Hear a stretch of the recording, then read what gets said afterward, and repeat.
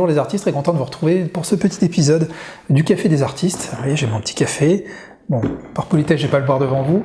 Je réponds à vos différentes questions. Donc aujourd'hui, je vais répondre à la question de Perrine. Dans le cas où posséder un espace dédié à la peinture n'est pas envisageable, comment réussir à optimiser un espace, un petit espace, pour peindre sans trop de frustration? Bonjour Perrine, bonjour tout le monde. Donc je comprends très bien cette question parce que je pense qu'on y est tous passés. C'est peut-être votre cas actuellement également.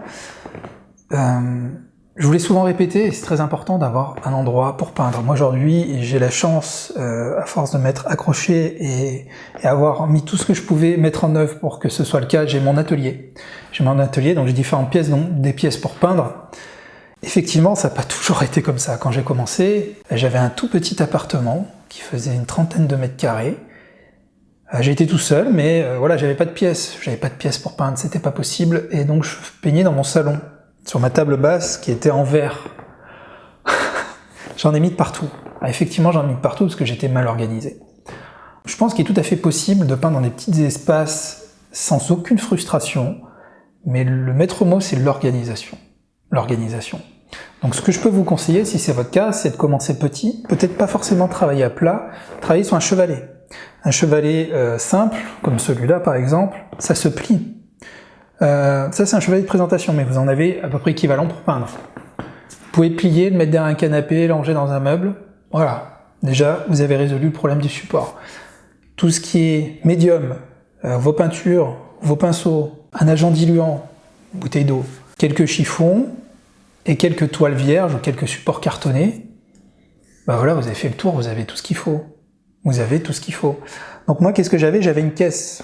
J'avais une caisse toute simple, et dedans, j'essayais d'un côté de mettre mes peintures, de bien les mettre droites, et de l'autre côté, tout ce qui était pinceau. Alors, comme d'habitude, essayez de faire des casiers ou de prendre des petits bocaux pour mettre vos pinceaux, vos spalters, de ne pas trop en avoir. Ça sert à rien d'avoir trop de matériel. Et un petit spray à eau, par exemple, et puis voilà. Si on va dans les extrêmes, si vous n'avez vraiment pas de place, ce qui prend la place au début, c'est tous les tubes de peinture. Faites pas l'erreur d'acheter plein de couleurs. Achetez uniquement les 3 couleurs primaires, et comme je vous l'ai toujours dit, à partir de ces 3 couleurs, vous allez être capable de faire toutes les couleurs de votre cercle chromatique. Vos secondaires, vos tertiaires, etc., etc. C'est juste qu'il faut apprendre à le faire, mais sachez qu'avec ces 3 couleurs, vous pouvez faire toutes les couleurs, quasiment toutes les couleurs.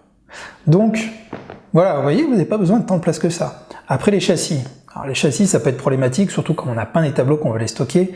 Donc entraînez-vous au début sur des supports cartonnés, les papiers canson, comme je le fais, comme je vous montre. Moi je m'entraîne beaucoup en ce moment dessus.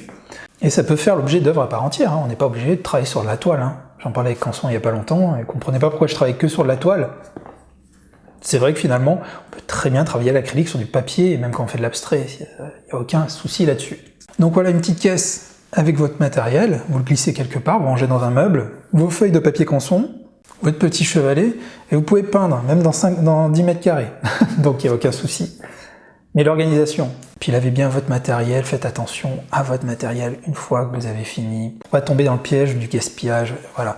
Et vous allez voir, petit à petit, vous allez trouver vos marques. Moi, plus le temps avance, plus j'ai de place pour peindre, mais finalement, moins je gaspille de peinture, moins j'utilise de matériel, et voilà, c'est assez marrant, quoi, finalement. Alors qu'au début, on fait beaucoup de bêtises, on mélange tout. On utilise trop de médias, on gaspille pas mal. Mais vous allez voir, ces choses, il faut juste de l'organisation et de la pratique. Donc il faut surtout pas se frustrer en disant « je peux pas peindre chez moi », ça c'est faux. C'est faux, c'est faux, c'est faux. On peut toujours s'organiser. Il faut juste ranger, il faut pas laisser traîner les choses, mais tout le monde peut peindre. Tout le monde. Petit budget, pas de place, aucun souci. Moi j'avais une sacoche, quelque chose de portable où dedans je pouvais tout mettre, et je pouvais très bien partir aller peindre dans la nature quelque part. Enfin, tout est possible. La seule chose, c'est votre motivation, votre passion, qui feront que vous prendrez disposition ou pas. Voilà, j'ai beaucoup parlé, je vous remercie d'avoir écouté jusque-là.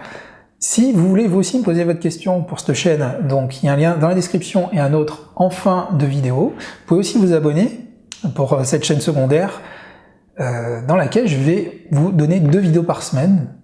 Je vais répondre à différentes questions, donc cliquez sur le lien s'abonner, sur la petite cloche, puis petit pouce levé si vous avez aimé cette vidéo. Allez, je vous dis à très bientôt, et puis à vos pinceaux.